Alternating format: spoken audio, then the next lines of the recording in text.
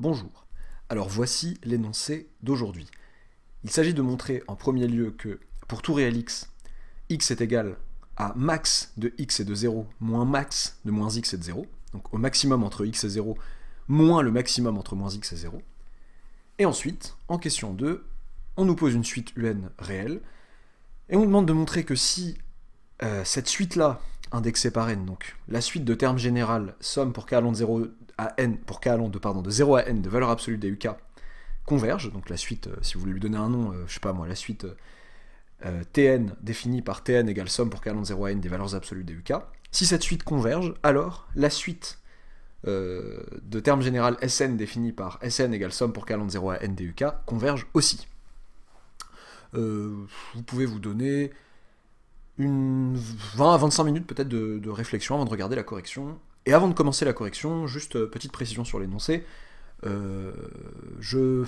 serait un exo de démarrage sur les séries, alors, dans l'optique d'introduire les séries numériques. J'aurais pu formuler, je formulerai dans la correction les choses de manière différente en parlant clairement de séries, la série des valeurs absolues des UK ou des UN et la série des UK ou des UN, et je parlerai de séries, mais a priori je vais corriger comme pour un élève qui a dans son bagage, un élève de première année du coup, qui a dans son bagage la manipulation sur les sommes, et sur les sommes finies, et tout ce qu'on sait, tout ce qu'on peut faire sur les suites. Et un très bon élève de terminale pourrait même s'y risquer, en quelque sorte. Et ensuite, je parlerai de la version série de l'exercice. Ce serait une démo de cours sur les séries. Autrement dit, la convergence absolue de la série DUK entraîne la convergence simple de la série DUK. Voilà. Alors, commençons. Montrons que pour tout réel x égale max de ça moins max de ça, qu'est-ce qu'on fait? Tout simplement une disjonction de k. Savoir qui est le plus grand entre x et 0? Ça dépend si x est positif ou x est négatif. Et ça tombe bien parce que cette disjonction de k, ça sera la même qui permettra de savoir qui est le maximum entre moins x et 0. Je vais leur dire soit x appartenant à R. Si x est positif ou nul, eh bien, le maximum entre x et 0, c'est x. Et moins x, du coup, sera négatif ou nul. Et donc, le maximum entre moins x et 0, ça sera 0. D'où, max de x0 moins max de moins x0, ça fera x moins 0, et ça fera x. X est bien égal à max de x0 moins, max, je voyais les choses venir, moins x0. Ouais. On n'a rien vu, on se penche tout d'un coup comme ça, ok. X égale max x0 moins max moins x0, bon, c'est cool. Et si x négatif, strictement parce que j'ai mis positif ou nul, ça change pas grand-chose, eh bien, max x0 cette fois-ci, ce sera 0. Si x est négatif, le maximum entre les deux c'est 0. Et le maximum entre moins x, qui cette fois-ci est positif, et 0, c'est moins x. D'où, max x0 moins max moins x0, ce sera tout simplement 0 moins moins x, et ce sera x. On a bien montré que, quel que soit x appartenant à R, x égale ce qu'on a dit, à savoir max x0 moins max moins x0, j'en ai marre du mot max. Max x0, rien contre les max, moins max moins x0. Ok, alors, quel rapport avec la suite? Montrer que si... Donc, on va donner peut-être ce qu'on donne des noms, soit, quel que soit n appartenant à grand N, Tn égale somme pour k allant de 0 à n des valeurs absolues duk, et Sn, on verra si on s'en sert, somme pour k allant de 0 à n duk. Sn pour somme, enfin, grosso modo, c'est une suite de sommes partielles. Sn c'est la suite des sommes partielles, et Tn c'est la suite des sommes partielles des valeurs absolues des termes de la première suite. Ok. Alors, et on nous dit montrer que si celle-là converge, donc on suppose que Sn converge du coup. On suppose que Sn est convergente, et on nous demande de montrer... on suppose que Tn converge, et on nous demande de montrer que Sn est convergente. Que faire? Bon. Que faire? Donc j'ai la somme pour k allant de 0 à n des valeurs absolues de UK. Si je prends le terme général... ce Tn là, c'est le terme général d'une suite qui serait convergente. Qu'est-ce que ça indique sur les Sn? Bon. Où est-ce que je peux essayer d'appliquer la question 1? Parce que j'imagine qu'il y a un rapport. bon, c'est vrai pour tout réel x. Est-ce que je peux pas essayer ça sur les uk? Donc, quel que soit k appartenant à n, on a que uk est égal à max de uk et de 0 moins max de moins uk et de 0. Et alors, qu'est-ce que ça peut bien me faire? Bah, ouais, bon. Ce qui est intéressant, c'est que ça, en fait, j'aurais pu... certains l'ont peut-être vu avec la partie positive et la partie négative. Enfin, je sais pas si vous l'appelez comme ça. Bon, j'ai pas envie de me risquer à une erreur de nom. En tout cas, ça, certains l'appellent UK+, et ça, UK-. Ce qui est intéressant, c'est que ces deux termes sont positifs. Je réussis avec ça à écrire UK comme différence de deux termes positifs. Max de UK est de 0, c'est positif. C'est un maximum entre quelque chose et 0, donc c'est supérieur ou égal à 0. Et max de moins UK est de 0 aussi. Donc j'ai une différence de deux termes positifs. Je peux écrire UK comme différence de ces deux termes-là. Qu'est-ce qui me semble intéressant à partir de ça? Bah, si j'arrive... Donc, quel serait l'intérêt? Ce serait de dire du coup que Sn, ce serait la somme pour k allant de 0 à n des max des uk 0 moins la somme pour k allant de 0 à n des max des moins uk 0.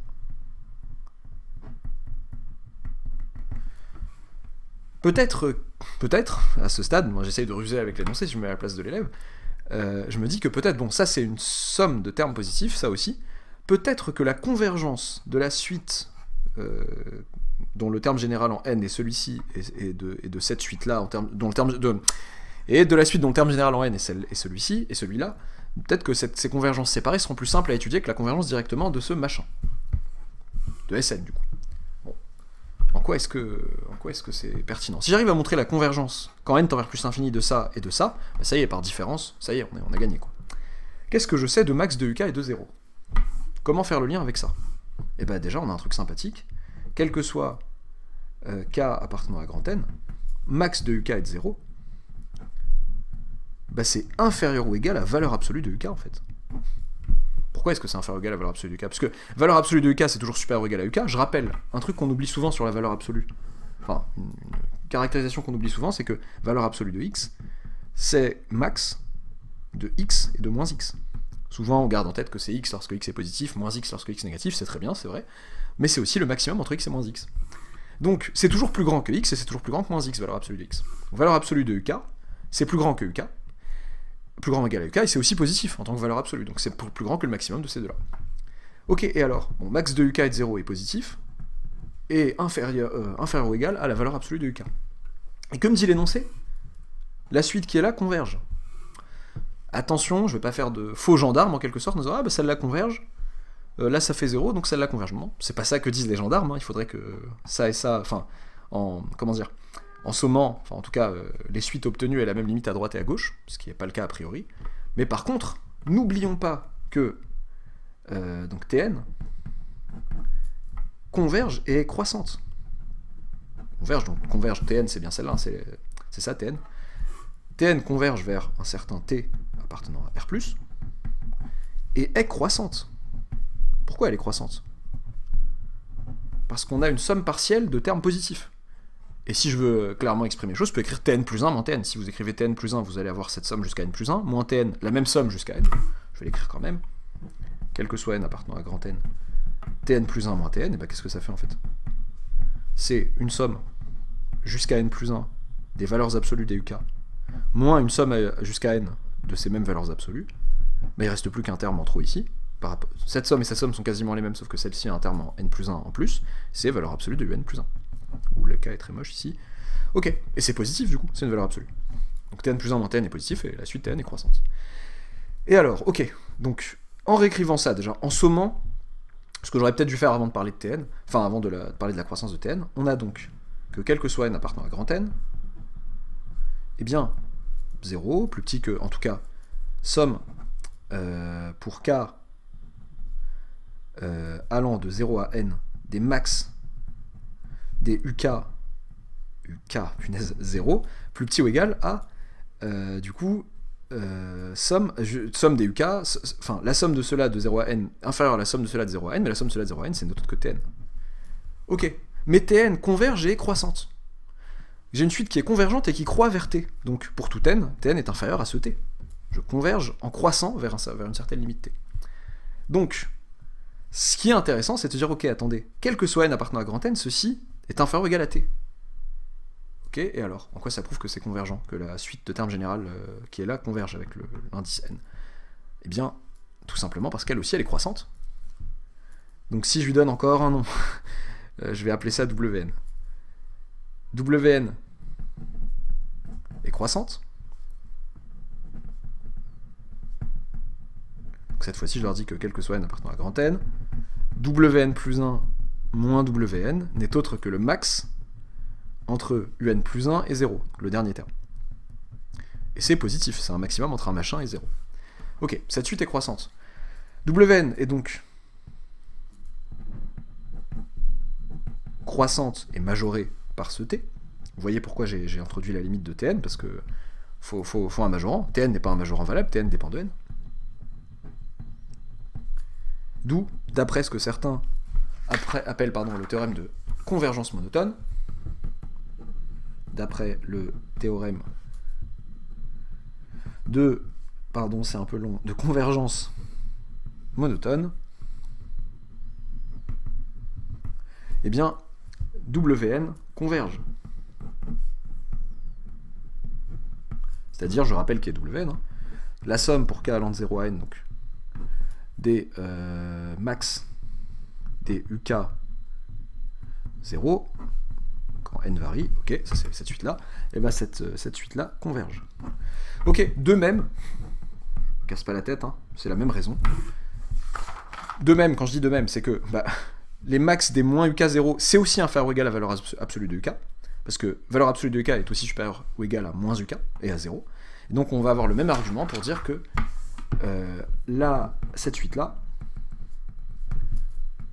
la suite des sommes partielles de max de moins uk et de 0, zut, le 0 est un peu bas, converge aussi.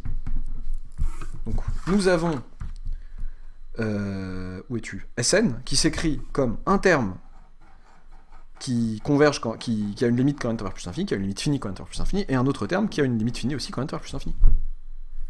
Donc par somme de limites ou par différence de limites, Sn va converger. Donc Sn converge.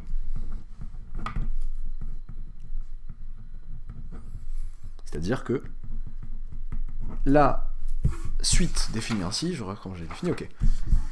La suite des sommes partielles des uk converge. Ouf. Ok. Ça a pris un peu plus de temps que prévu sans les séries. Maintenant, si je parle en vocabulaire série, là j'ai parlé pour un élève qui n'a pas encore de théorème sur les séries, voilà, qui peut pas employer ça, mais juste revenir aux sommes partielles à chaque fois.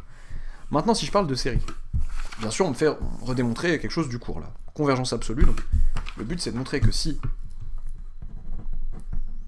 la série DUN, DUK, on s'en fiche ici, converge, alors la série DUN, enfin des valeurs absolues, je sais pas si j'ai dit. Donc si la série DUN converge absolument, c'est-à-dire que ça veut dire la série DUN converge absolument,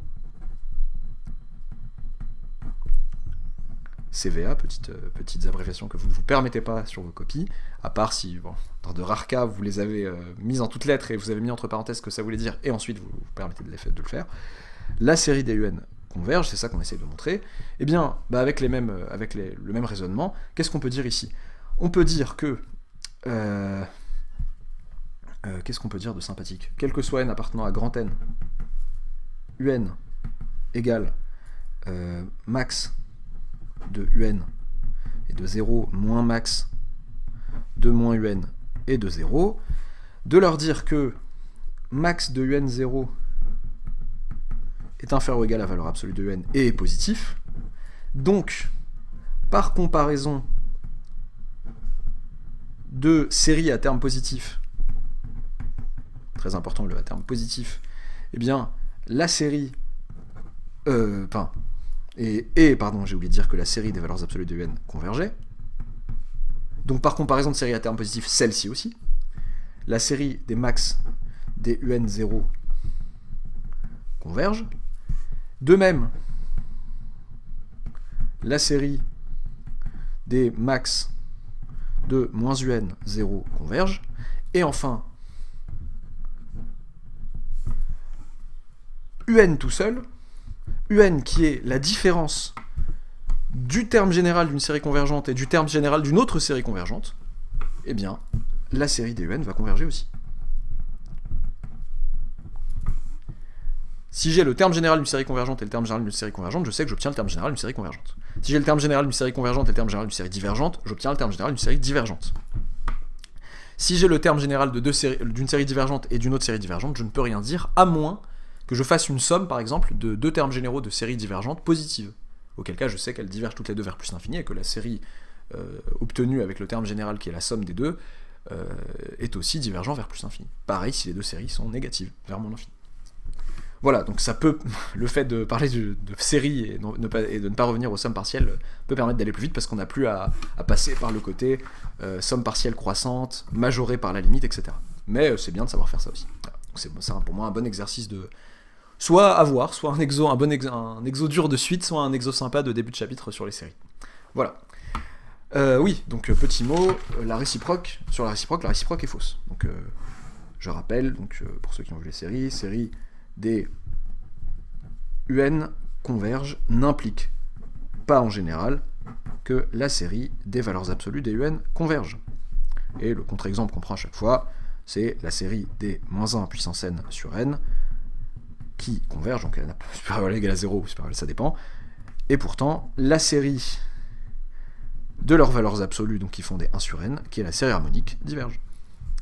Voilà, n'oubliez pas de liker la vidéo, vous abonner si c'est pas le cas, et à très bientôt pour une nouvelle vidéo.